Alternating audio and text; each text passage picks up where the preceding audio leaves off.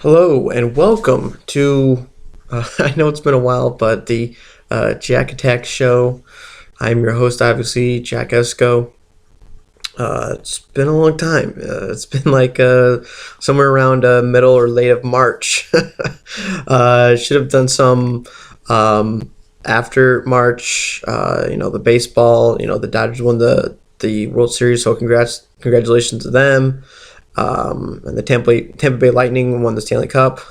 But yeah, I should have done a lot more in between, March and now. So my apologies for that.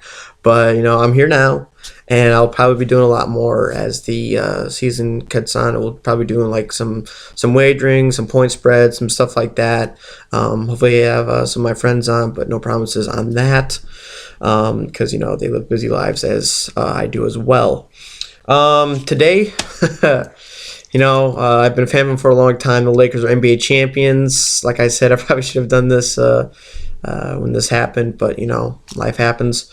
We'll talk about that. What this means for them. Go into a little bit of master coverage. Nothing crazy, and we'll wrap it up. And hopefully it's not too long. But Lakers NBA champions. They went 4-1, 4-1, 4-1, and then 4-2 with the Miami Heat. Portland in the first round, 4-1, and then 4-1 with the Houston Rockets, and then 4-1 with the Denver Nuggets. And then finals, they went 4-2 with the Miami Heat. It was a very good finals for the Los Angeles Lakers. A lot of people saying they need a third guy. Who's their third guy? They were definitely out of sorts when Rondo went down with his hand injury in the seeding games, and everyone's like, "Oh man, what's going on?" They were really working out this rotation, playing Tenapunto and Talen Horton-Tucker. It was really out of sorts, and at that point, they had clinched up the seeding game, the number one seed, so it really didn't matter. Excuse me. So. They were just figuring out, and then as soon as he comes back for the second round, I believe, for the Houston series, it just flipped a switch, and we were rocking and rolling. You can make an argument that it was either KCP or Rondo for the third best player. I guess the number 3 guy. I really enjoyed both of those. There's been a lot of rumors that it's going to be that Rondo's going to be on the Clippers because the Clippers really saw something in him, and I wouldn't blame him. If a contending team sees what they saw in Rondo during this final stretch, I would take a stab at him. He's not going to give you his all out in a random game on Tuesday night against Charlotte, but when it matters, he's one of the best, top 12. 13 guards in the league when he's at his best, and that's not me being biased. I mean, just look at the tape, look at the film. He was really good at what he was doing, even at his age. He's in incredible shape. I saw they were like showing pictures on Lakers Instagram, and he was just bulked up to the heavens, and I'm like, oh my gosh. I know it's not a body competition, like, oh, his body looks better than that, but I was just like, wow, he's in phenomenal shape for his age. And he wasn't just eating. I don't expect a lot of players to, but he wasn't just laying back while he was injured with his hand. So he was definitely ripped to shreds when he came back from his hand injury. It was a very exciting finals, especially what it meant for the Lakers with the loss of Kobe and Gianna. Just very happy for the Lakers. The Kobe got his unofficial 6th title, so very happy for that. I was going to go and break down the. This is basically why the Lakers won it. The playoff leaders in the big categories. We got points. 80 led it with 582. Total rebounds. LeBron James led it with 226. My apologies. And then assists, LeBron led that as well, 184.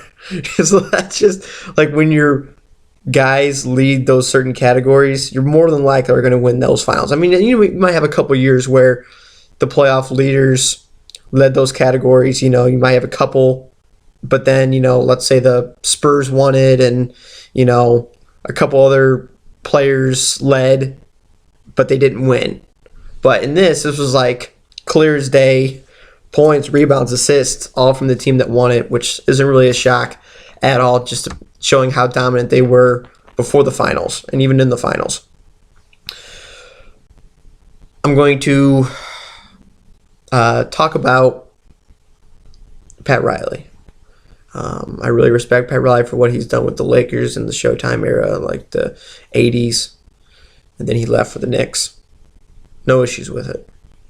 And then he wants to say that it was an asterisk championship that the Heat won, or the Lakers won, my apologies. The Lakers won. And my thing to that is, do we really think Pat Riley would say asterisk title if the Heat won?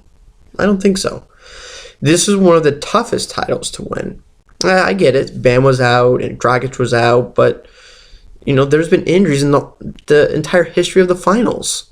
That's just how it goes. Like, I'm not going to give you sympathy, Kevin Love and Kyrie was out 1 year. Curry and Clay was out, or Curry and KD were out 1 year. It just happens. It's part of the Isaiah was out 1 year. Lakers won it, so it's a part of the finals. It's what happens. I'm not supposed to just feel bad when that happens. It's happened all across the finals history, and the fact that he calls it an asterisk, you had, what was it, 24 teams in a bubble, some longer than others because they stay there for the playoffs, for over 3 months, and you're not with your friends, your family. You're just locked in a bubble, and that just wears on you physically and emotionally. And we've never had that for any other finals. So to say it's an asterisk, I just thought it was very sour grapes, and I thought better of that from Pat Riley, but I guess not. Like I did say, they did lose some players, but like I said, I'm not gonna just play my world's smallest violin when, like I said, that's happened all across. So I'm done talking about that. I know I've kind of reiterated myself a couple times. I'm working on that. Sorry.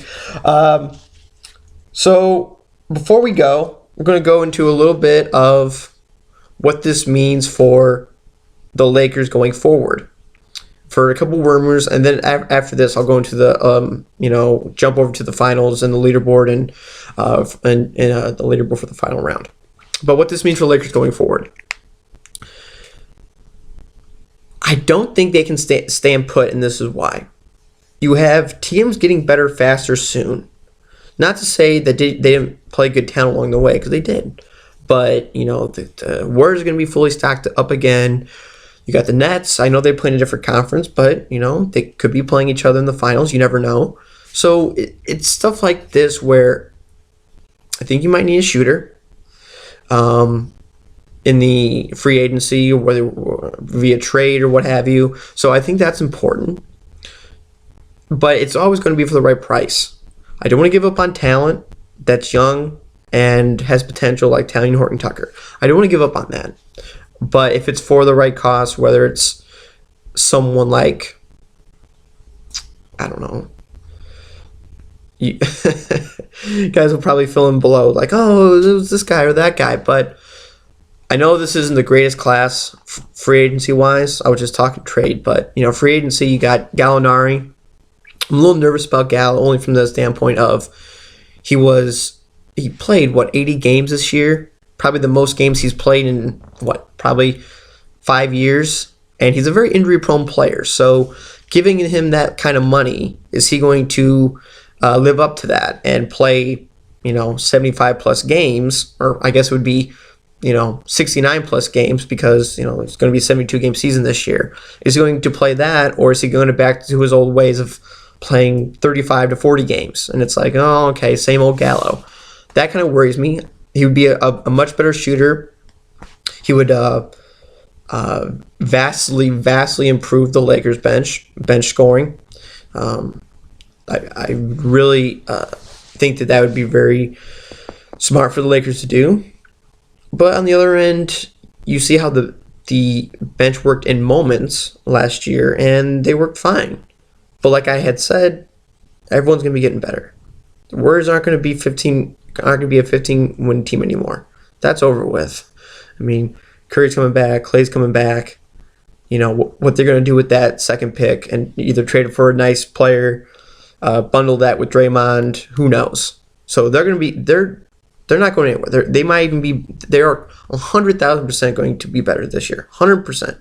They're not going to have 2 years of just terrible with a couple more years left of Curry in his prime, and Clay for that matter. So for that reason, take a stab at, Rose. I know he's not the best three-point shooter, but that would help the bench scoring.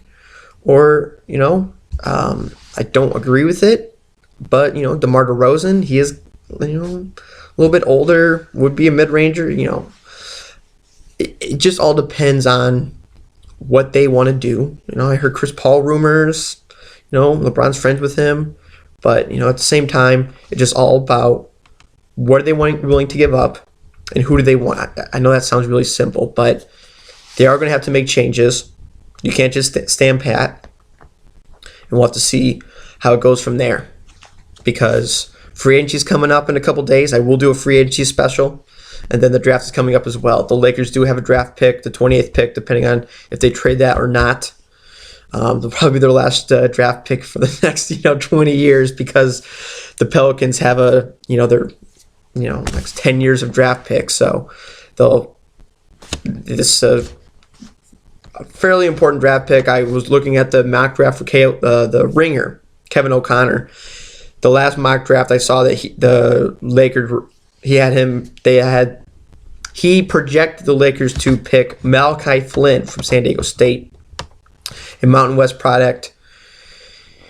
He's got good feel around the game. Not a great shooter right now, but he can work into that. There also a person who wasn't very good shooter coming out of San Diego State. His name's Kawhi.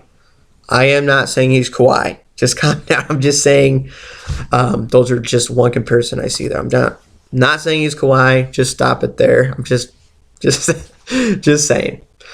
All right. Getting into the Master end of the third round coverage now. Sorry, just had to divert there just quickly.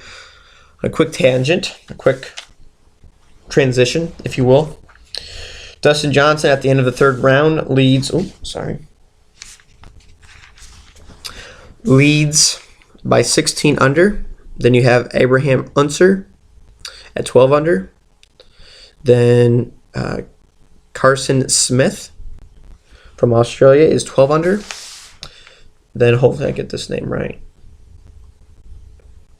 Sing Jae from South Korea is 12 under as well. Then from South Africa, Dylan Fertili. Hopefully I pronounced that right. If not, then I apologize, Dylan.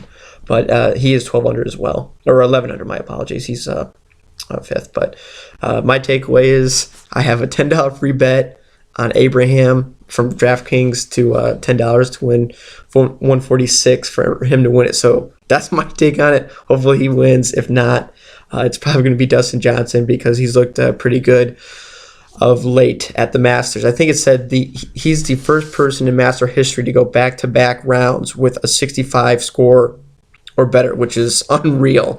So he's playing at a very high level. It's going to be very tough for someone to beat him tomorrow. All right, so this has been under 15 minutes. Yes, I did it. So hopefully there's going to be more videos coming up, free agency, draft, what have you. Duck season's coming up. I'm going to go into more things about that. I'm going to do some stuff. Hopefully some friends come along. If not, that's the way it goes. Busy lives.